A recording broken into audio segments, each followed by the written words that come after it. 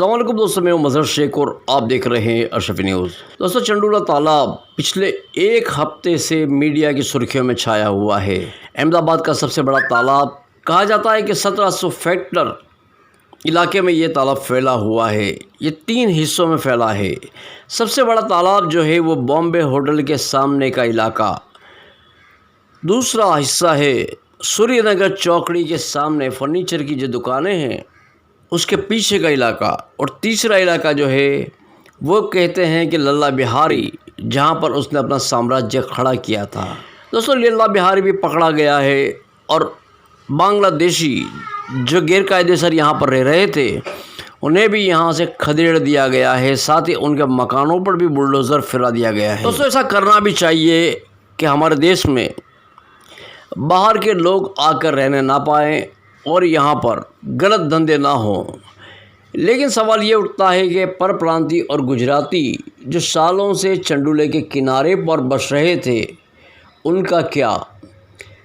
अभी भी कई लोगों के मन में ये सवाल उठता है कि आखिरकार चंडूले पर कामगिरी कहाँ पर हुई है। तो चंडूले के अंदर के हिस्से में तालाब के पास जिस तरीके से बांस के ऊपर खड़े करके मकान यहाँ पर बांग्लादेशी रह रहे थे, इन बांग्लादेशियों को खदेड़ दिया गया है। इनके मकान जो थे वो तोड़ दिए गए हैं।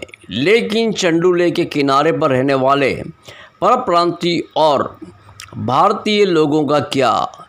पिछले 4 दिनों से यहाँ पर लाइट काट दी गई है। यहाँ पर पानी कनेक्शन नहीं है। लाइट और पानी के बगैर लोग रह रहे हैं। उन्हें ऐसा लगा कि अब हमारे मकानों को भी तोड़ दिया जाएगा। इसके बाद यहाँ से लोगों ने और जगह जाना शुरू कर दिया गया है। जिसके पास कोई जगह थी वो वहाँ पर जा रहा है। लेकिन बाकी की इतनी बड़ी आबादी का क्या? अचानक से इतनी बड़ी आबादी बेघर होती है तो वो कहाँ जाएगी? दोस्तों, ये एक सवाल सोचने वाला है। तस्वीरों में हम देख सकते हैं कि किस तरीके से नर्क भरी ज़िंदगी में ये लोग जी रहे थे। छोटी छोटी गलियाँ जहाँ से गुज़रना भी मुश्किल है, ऐसे रिहाइश गाँव में रह रहे थे और मजदूरी काम करके अपना गुजरान चला रहे थे। पाई पाई इकट्ठा करके इन्होंने ये मकान बनाए हैं। लेकिन इन्हें उम्मीद है सरकार से कि सरकार इन्हें मकान बना के दे। आवास योजना के कई मकान बनाए जाते हैं। इसी तरीके से और भी कई जगह झोपड़पट्टी वालों को, जिस तरीके से नदी पर झोपड़पट्टी वालों को मकान दिए गए सरकार की जानिब से, इसी तरीके से इन्हें भी मकान दिए जाएं। ये इन लोगों की मंशा है। लेकिन सरकार की जानिब से, कॉरपोरेशन की जानिब से मामला कुछ और ही नज़र आ रहा है। कहा जाता है कि चंडूले के एतराफ़ में एक दीवार खड़ी की जाएगी। दोस्तों, सूर्यनगर के सामने दशामा का जो मंदिर है वहाँ से दीवार बनाने के लिए शुक्रवार को खोद काम भी किया गया था। यहाँ पर दीवार का जो सामान है वो भी आ चुका था, लेकिन फिर उसके बाद उसे रोक दिया गया क्योंकि सर्वे के मुताबिक चंडूले का अभी तक क्या नाप है वो कॉरपोरेशन के पास नहीं था।